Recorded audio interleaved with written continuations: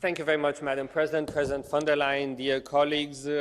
Just over the course of the recent weeks, we as institutions of the European Union have achieved a lot together. We have reached an agreement on the first Global Artificial Intelligence Act. We have adopted a critical Raw Materials Act, reducing our dependency on China and providing predictability to our industry.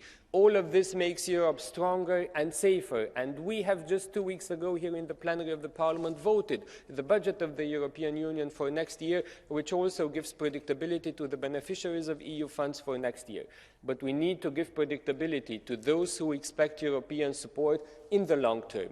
And this is why the first important topic of this European Council will be the revision of the multi-annual financial framework. It was agreed in 2020. Since then, we had to do many things which we did not anticipate. The European Commission was right to put forward a revision proposal of the multi-annual financial framework in June. We, the European Parliament, have expressed our view, and we urge the European Council to adopt its position on this revision at the Council meeting this week, so that early next year we can conclude the final negotiations between the Parliament and between the Council on this topic. Why is this important, and what do we expect? This revision is important to provide support to Ukraine, to better protect our borders, to manage migration, to strengthen our economy and make it more competitive, and indeed to support Ukraine. This revision is also important to create reserves for unforeseen developments if anything unexpected happens until 2027, the Union to be able to support people in case of need.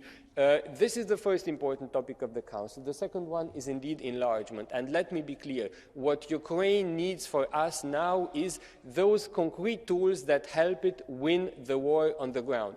The military support, but the financial support is also important. I was in Washington last week.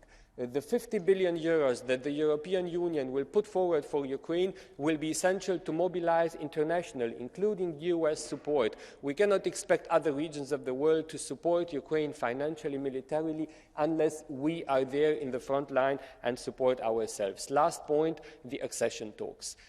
No one is talking now about the immediate accession of Ukraine and the Republic of Moldova to the European Union, but what is important is that these negotiations start. And why is this important? Because the accession negotiations are the best tool that we as European Union have to make our neighboring countries safer, more stable, to help them reform, modernize, to get closer to European standards, to adapt and implement European legislation.